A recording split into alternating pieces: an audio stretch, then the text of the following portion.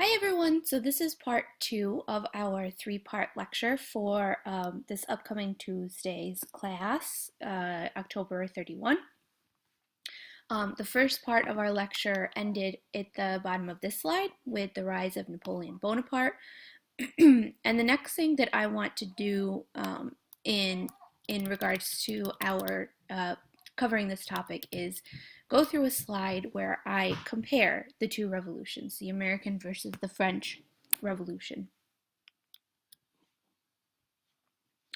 Remember, one of the options for your essay questions on exam number 2 will be to talk about the similarities and differences between these two revolutions.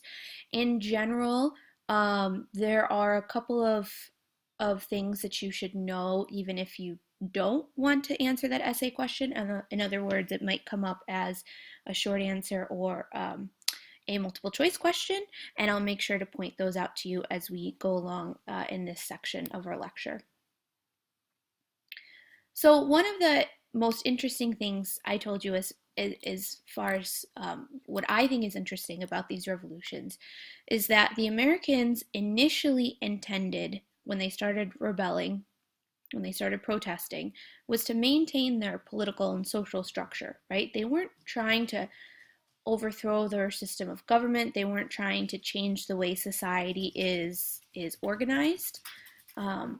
Where whereas on the other hand, the French are trying to change their political and their social structure.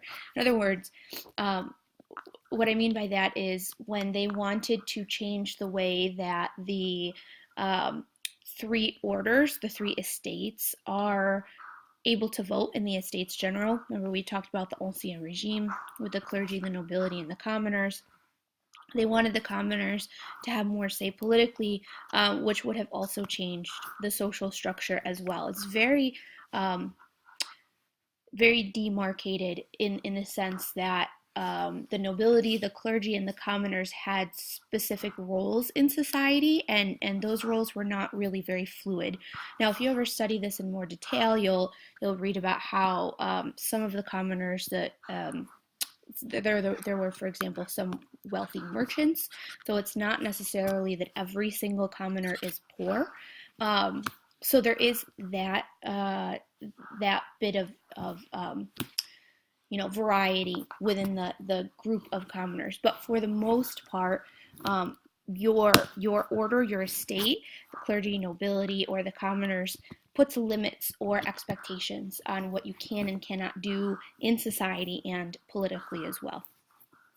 So, what do you need to know? I would just highlight these two things. In the American Revolution, the rebels were initially intending to maintain the political and social structure, whereas in France, they're attempting to change it.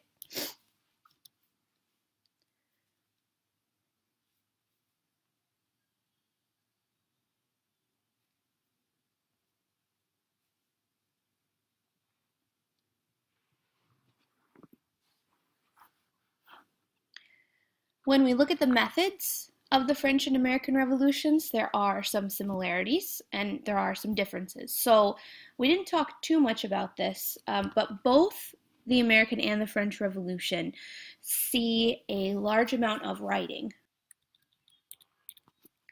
So both revolutions, as I was saying, see a large amount of writing, and they're both going to have this influence of Enlightenment thought. Now, you don't need to write this or memorize any of this information, but in general, what that means is there had been these Enlightenment thinkers. I'd mentioned the Enlightenment briefly a little while back, and these Enlightenment thinkers are going to have this sort of new way of thinking about philosophy, about government, and they're going to apply reason and more scientifically motivated ways of thinking, as opposed to just the way that the Catholic Church sort of defines the world in regards to science and even in a lot of ways government and things like that. So this is a pretty simplified explanation of Enlightenment thought.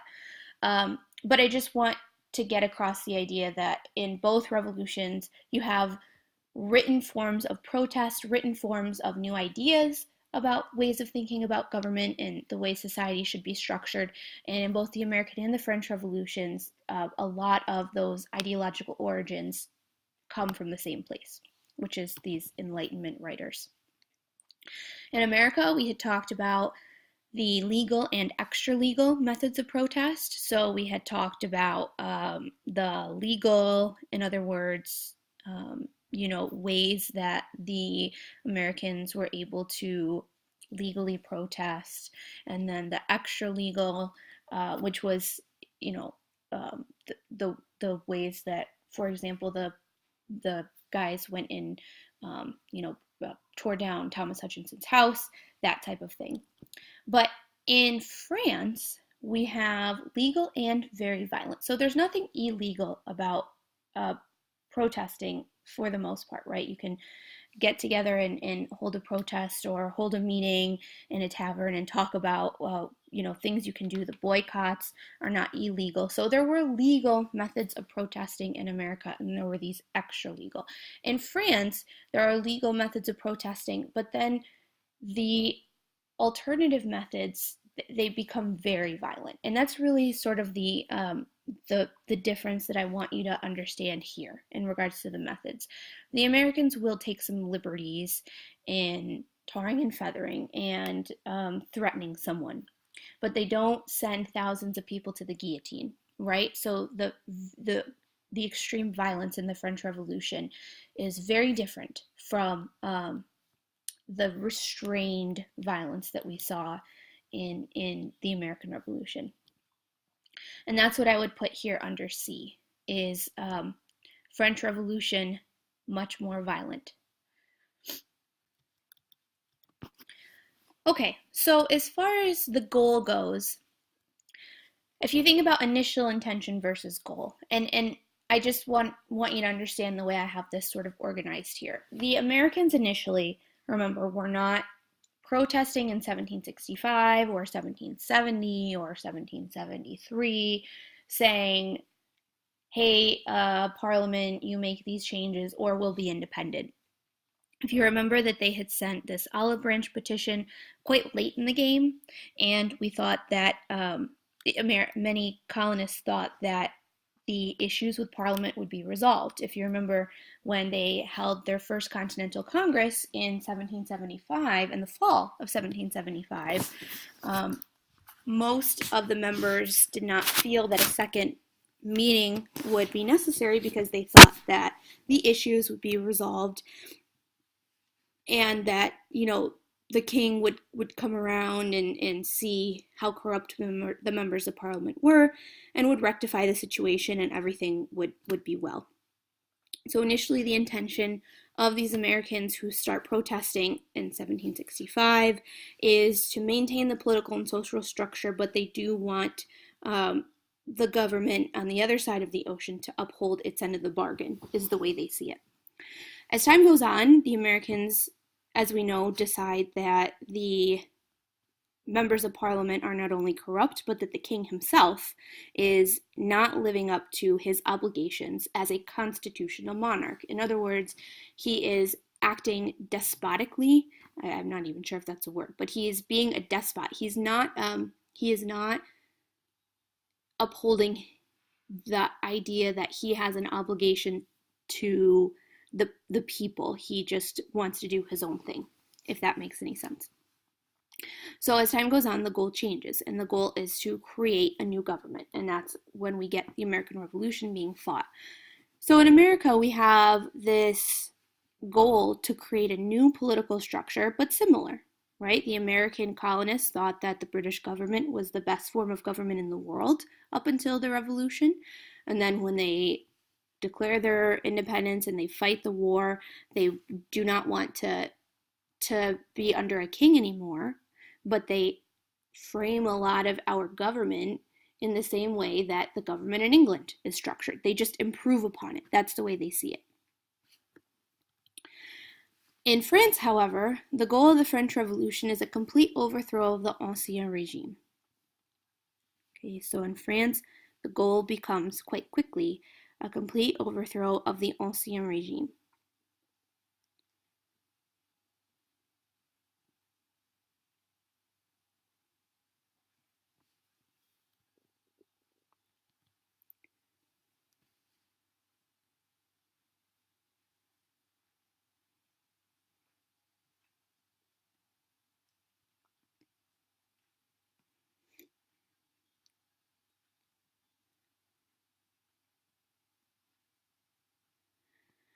Okay, if you're still writing, that's okay. I'm just going to talk about this for a minute. You don't need to add anything. I tried to pretty much write what you needed to know on this slide already.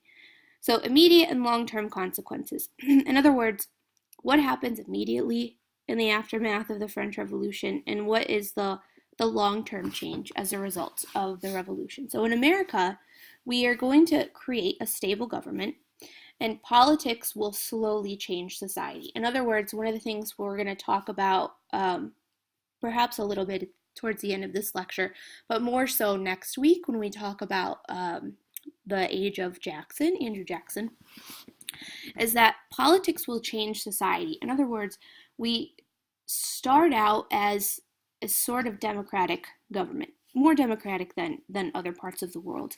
And then as time goes on, this democratic type of politics will change the way society is organized in America. So we don't have this ancien regime, for example, where we have nobles and we have commoners, but instead we're going to see that, in general, there are people who are white men who are born into wealth. They have a lot of land, they have a lot of wealth. They're the ones that go into education, and they get a college education, and then they're expected to go into politics.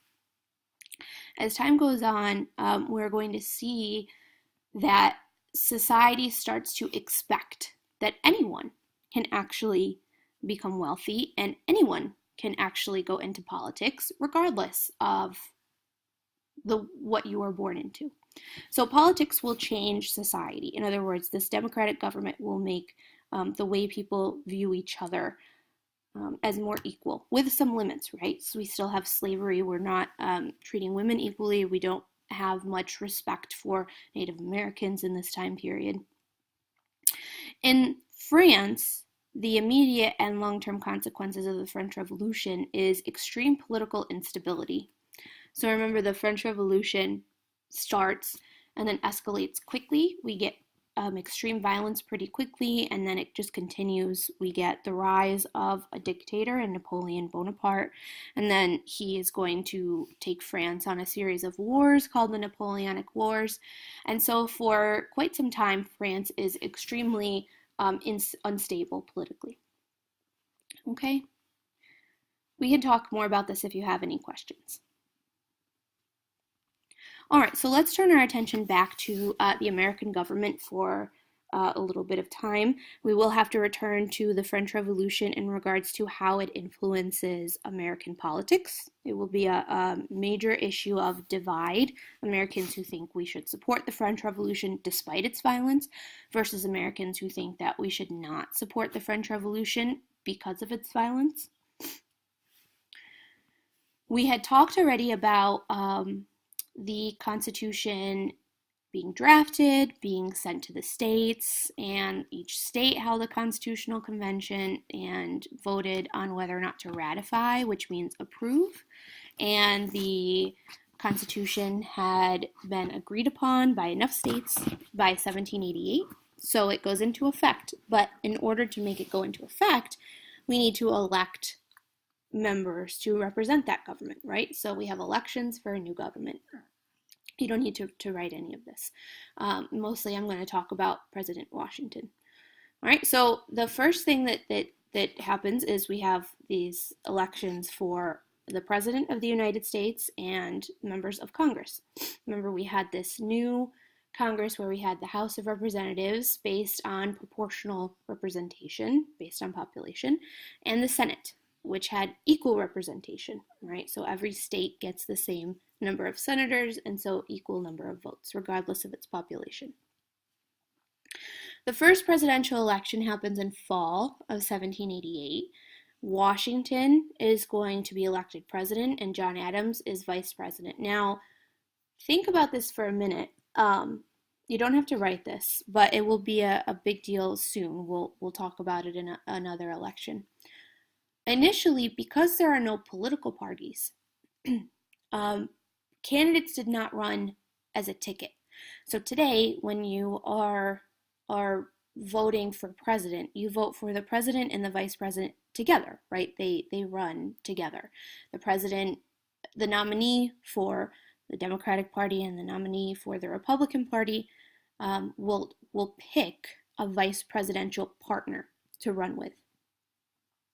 And in this time period, in the beginning of the United States, we didn't have political parties, and so all of the candidates were just considered single candidates. So the way it worked was that the person with the most votes became president, and the person with the second most votes became vice president. So Washington is going to win unanimously. In other words, every single person will vote for Washington. And I think I had mentioned this before, that it was pretty expected. So the only thing you have to write next to surprise question mark is no. It's not a surprise. And I'll talk about it just for a minute. You don't have to write any of this. But basically, remember the fear of many Americans, especially those who had sat and formed the government at the Constitutional Convention, was that they were afraid of giving one person too much power. That was a lot of the debate about whether or not to have one executive or multiple executives was really based on this fear that giving one person too much power will corrupt that person, even if they're the most seemingly non-corruptible person. But people did not fear George Washington having that position. They did not fear him getting corrupted by power. So one of the things that convinced some people who are hesitant about having an executive and a single executive was that they pretty much felt that that first executive would be George Washington, and if it was him, then they felt pretty okay about it, if that makes sense. So it's not a surprise. The president is chosen by the Electoral College. I think I mentioned last class, there's a short video I want to show you about the Electoral College, just about how it works. Some of you might be kind of tired of hearing about it, especially on the heels of such a contentious presidential election last year. But it's not too long, so I will show you that when we return to class on the 7th. So the president is chosen by the Electoral College. We'll talk a little more about how that works. Our nation's first capital is New York City. Okay, so when George Washington takes office, he takes office in New York City.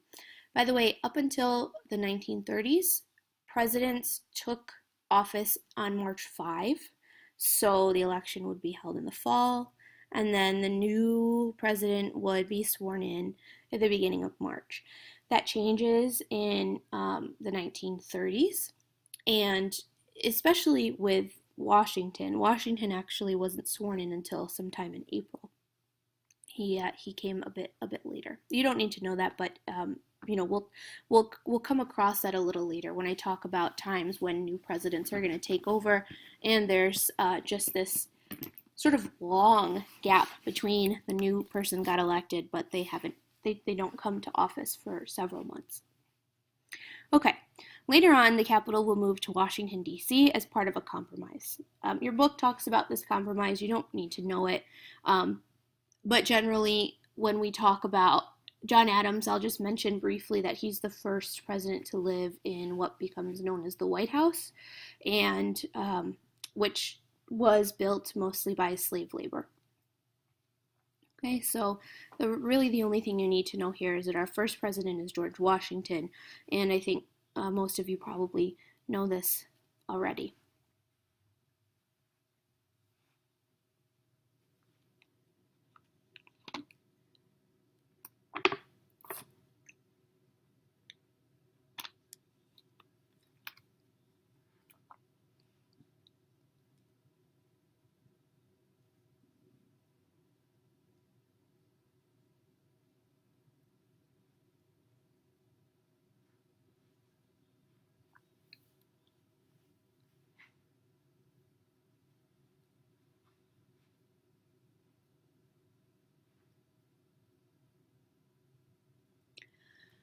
Okay, if you're still writing, that's okay. I want to talk about this for a minute before I give you a little definition to write in your notes.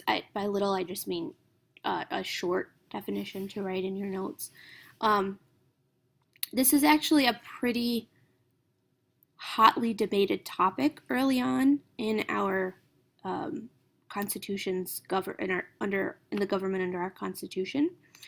Basically, once the Constitution goes into effect, so once we've elected our president, we've elected our new members of Congress, and this government is official, there is a debate about how to interpret the Constitution. So I'm going to tell you about it, and then I'll give you a definition. Basically, people will take one of two sides, and one is either that if you're wondering whether the government allows you to do something, you check the Constitution, and if the Constitution explicitly says you can do it, like does it explicitly say you can raise taxes? And if the answer is yes, then you can do it. But if it does not explicitly say you can do it, then you just can't do it. So you're only able to do things that the Constitution explicitly says you can do. In other words, government. The government is only able to do what the Constitution explicitly gives it the power to do. There are other people who are going to say, no, it's more along the lines of, if you want to know whether or not the government can do something, you look at the Constitution, and if the Constitution explicitly prohibits it, so say the Constitution had said slavery is not allowed, it doesn't, but say it had said slavery is not allowed, then you obviously can't do it. But if it doesn't say anything about that, then because it's not prohibited, then it's okay to do. Okay, so with that in mind, let me give you a definition for this term, strict constructionists. And this is usually a multiple choice question. And it seems almost obsolete, right? But this is still something that will be part of arguments in today's politics, especially when you're looking at the question of, is the federal government legally allowed to do this? Or is the federal government legally prohibited from doing this? Okay, so strict constructionists are this. They are those who believe that the federal government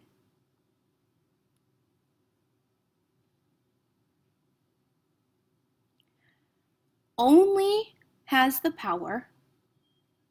So those who believe that the federal government only has the power to do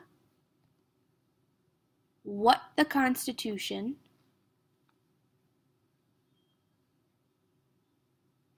explicitly gives it the power to do. So those who believe that the federal government only has the power to do what the Constitution explicitly gives it the power to do, and nothing more. Okay, you take a strict interpretation, a strict constructionist.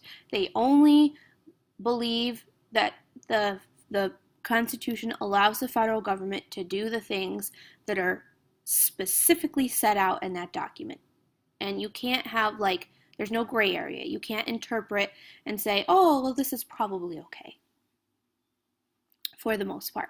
An example would be Thomas Jefferson, and I give him in particular because we're going to talk about one instance when he goes against his belief here.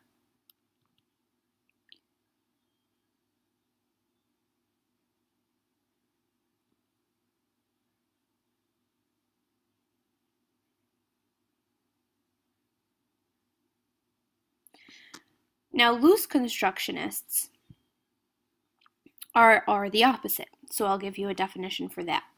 They are those who believe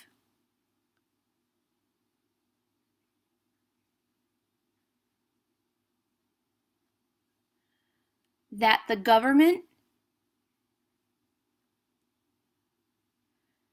has the power, the federal government, those who believe that the federal government has the power to do things if those things are not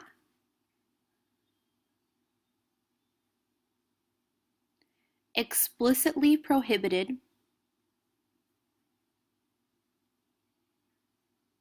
by the Constitution.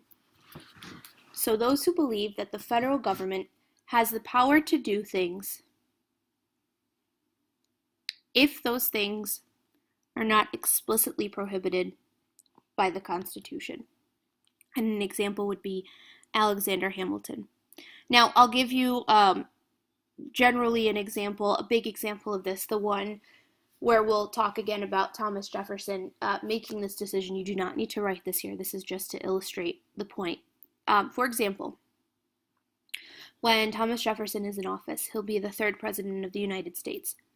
He has an opportunity to purchase a large amount of land from France.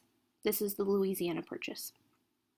But the federal government, and he is the head of the federal government as the president, the federal government, which is in our Constitution, does not say anything about whether or not the president can purchase land.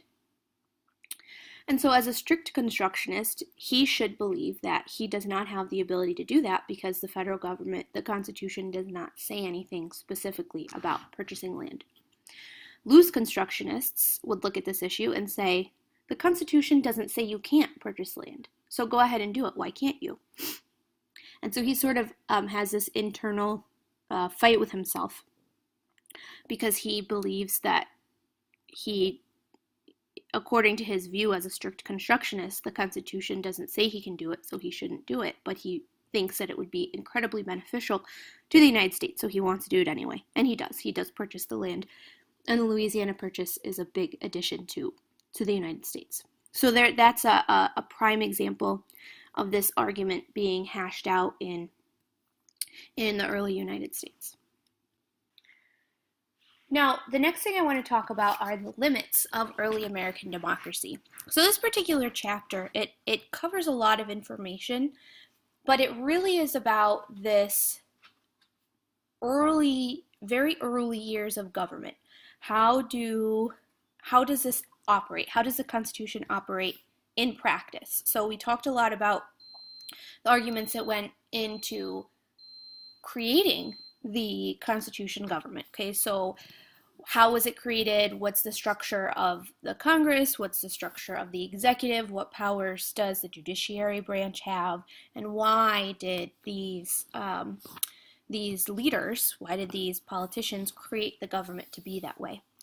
This chapter, it might seem like there's a lot of stuff thrown into it, but it's really about how did this government operate in the first few years. So let's talk about the ways in which early America was limited in how democratic it was. All right, so the first thing I want to mention is that there are two ways in which the federal government is more democratic than previous colonial governments or more democratic than other governments in the world. So from the Constitution's perspective, there's no property requirement to vote, and there are no religious qualifications for voting. I'll give you a minute to write these.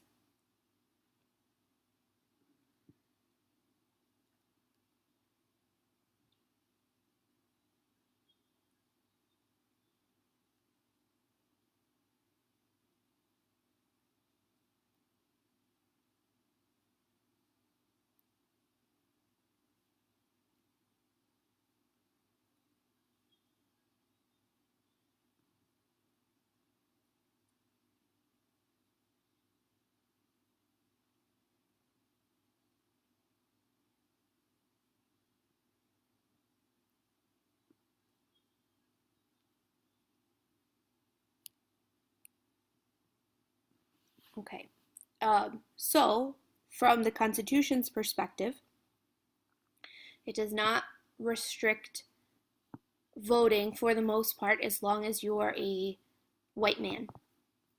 Okay, and then there are each state will also set its own voting requirements. So we don't get to the 1950s and 1960s in our class, but one of the easiest examples to understand, and as I always tell you, I use civil rights in in the mid 1900s as an example, even for this class, because most people at least know a little something about that. So an example would be when there were state laws that restricted in the 1950s, that restricted the ability of blacks to vote. So like poll taxes, you had to pay a tax if you want to vote. Literacy tests, you have to pass this test to show that you can read or that you have an understanding of the Constitution or whatever in order to vote. And those are state laws. Okay, so each of those was determined by the states. So in general, the states in this time period will set voting requirements. So there will be some differences depending on what state you are in. Now, when you look at the representatives of the people who are elected, the men who are elected to represent the people in their area, how democratic is this? So let's talk about the legislative branch for a minute.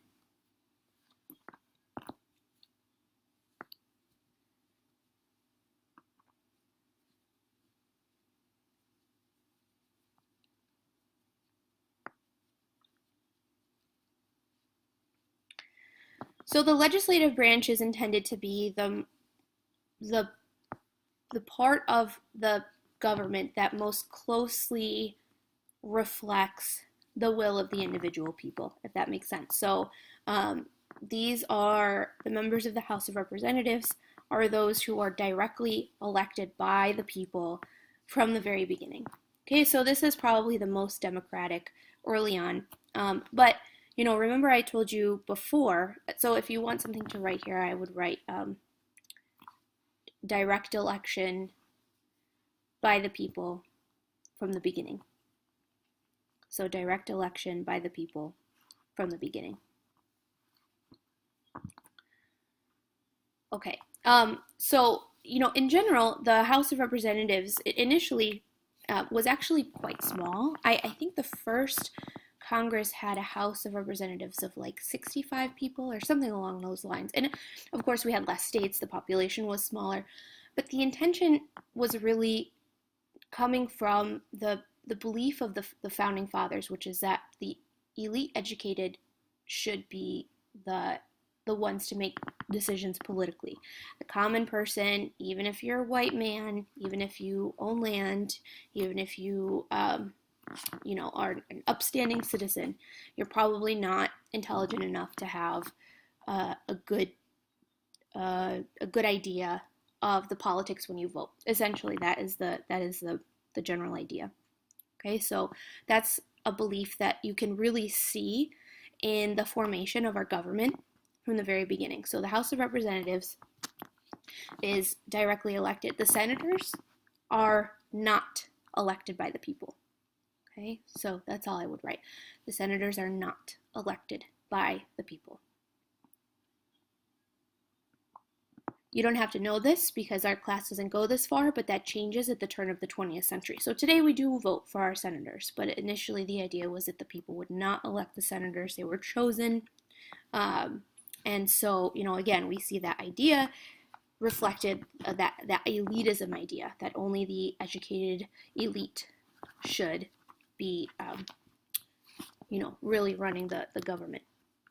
In the judicial branch, Supreme Court justices still today are appointed by the president. Okay, so Supreme Court justices are appointed. They're not elected, right? And this is a life tenure. So if you pay attention to politics, it's a big deal when a Supreme Court justice dies and the sitting president has the opportunity to replace that vacancy. If you don't pay attention to this, that's fine. But again, there's a reason why the Supreme Court justices are not elected by the people. The same idea that the educated elite should be choosing those who are going to sit on the highest court of the land.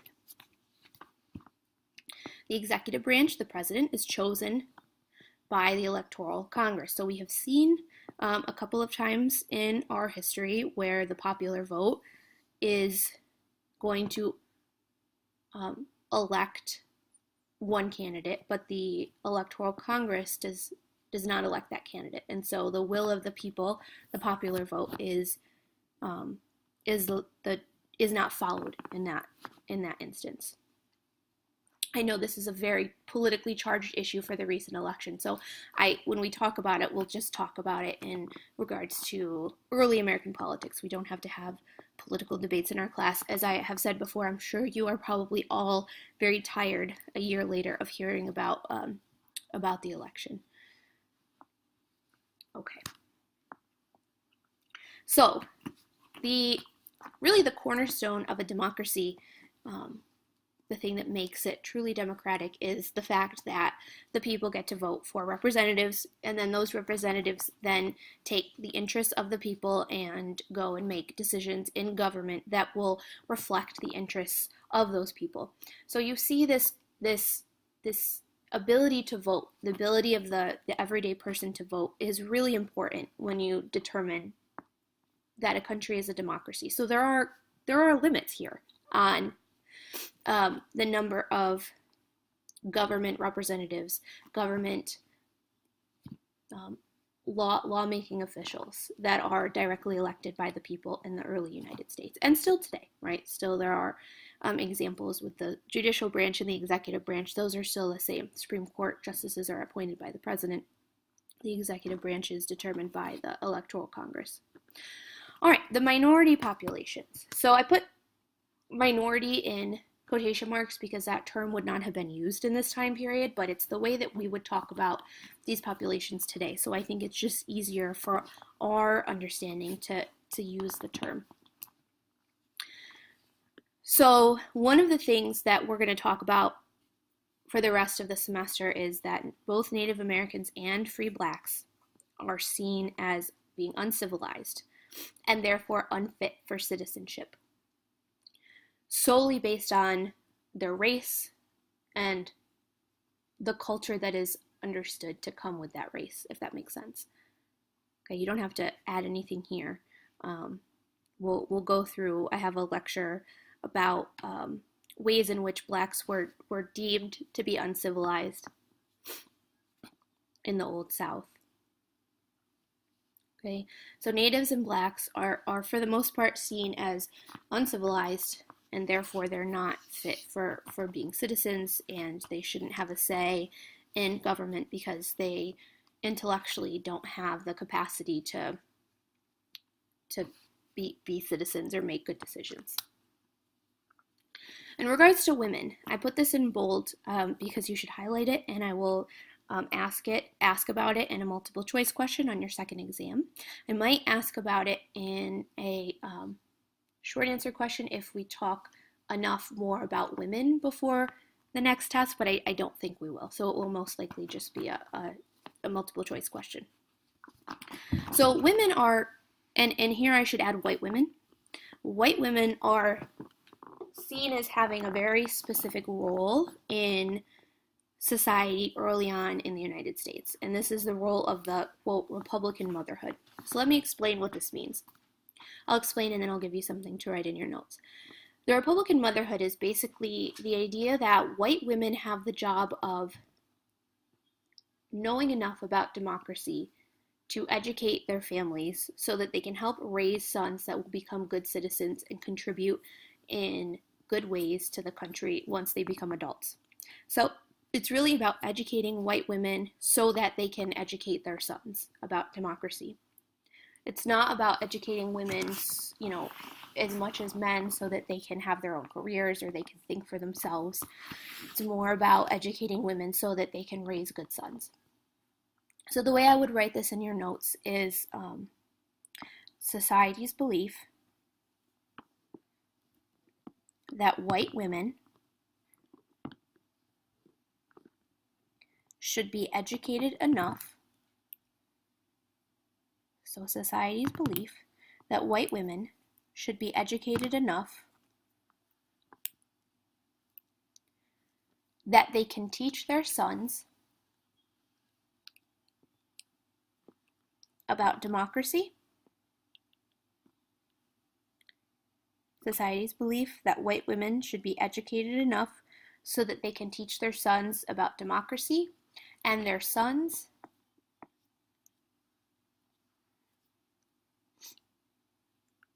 can grow up to be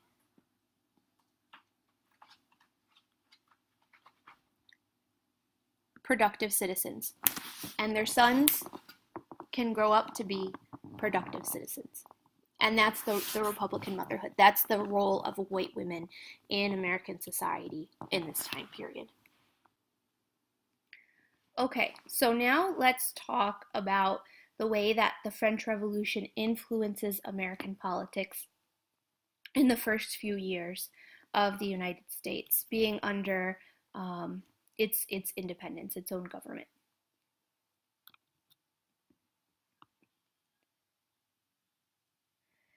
Remember I told you that early on, and I'll just talk while you write, you don't have to add anything here. Early on, Americans were pretty agreed upon this support of the French, who are going to have their own revolution in the same spirit of the American Revolution. In other words, they want to celebrate democracy and freedom. And so in that way, we find that the government of the revolution in France is similar to the revolution in the United States. So most Americans are going to support the French Revolution. But Americans start to become divided over whether or not they support this revolution once these two things happen. The Reign of Terror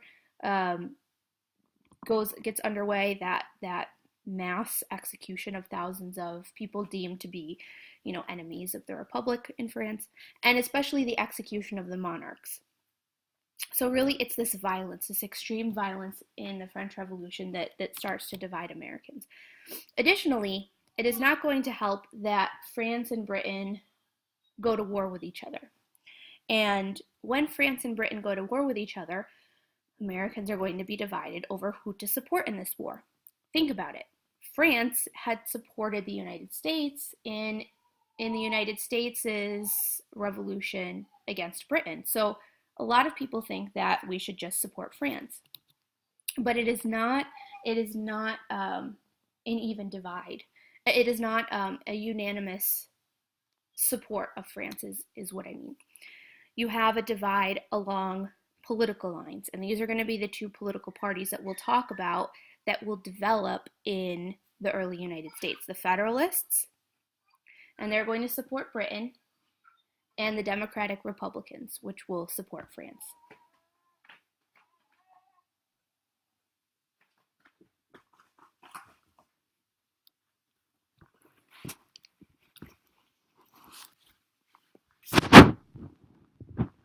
The United States and France had formed a permanent alliance in 1778, so before we had the Constitution government. And this is going to create some problems because it will be a little bit tricky. In other words, the United States had formed this permanent alliance with France before France had started its own revolution. And so once France starts its revolution, the question becomes, is America bound by this alliance, or can we make a different decision based on what's happening in France at the time? Okay, so we do have this permanent alliance in 1778. One of the first things that happens is that creates tensions between the United States and France is that we have something called the Genet Affair.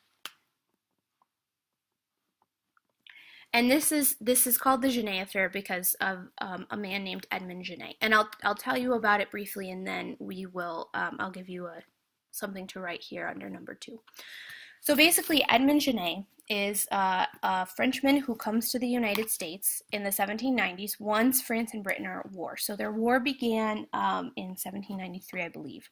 So Edmond Genet comes to the United States, and he's trying to convince Americans to help support France in the war against Britain.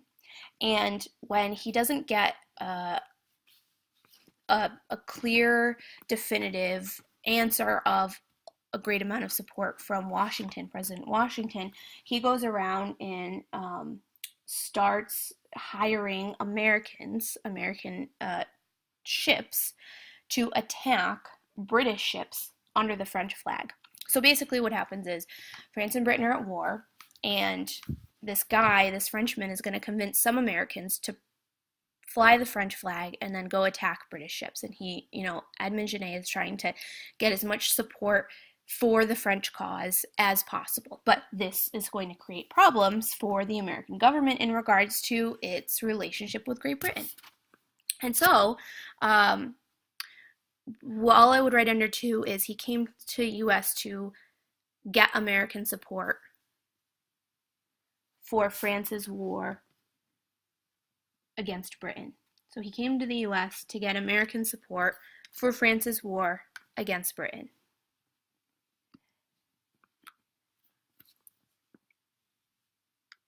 And then under 3, I would write hiring U.S. ships to attack British ships.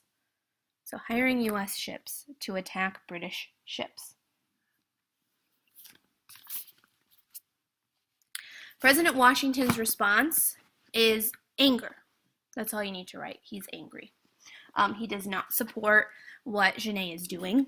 And just to give you some interesting developments about this, you don't have to write this down, but essentially Washington writes to France and asks for Edmund Genet to be recalled back to France, and Genet is actually too concerned with the turbulence of the Reign of Terror in France to return to France, so he ends up staying in the United States because he feels it's safer here. He marries the daughter of George Clinton and will remain in the United States. Okay, this is a good place to stop for the second part of the lecture. Time-wise, it'll be good to upload to YouTube, so I will continue the last part of the lecture in our third segment.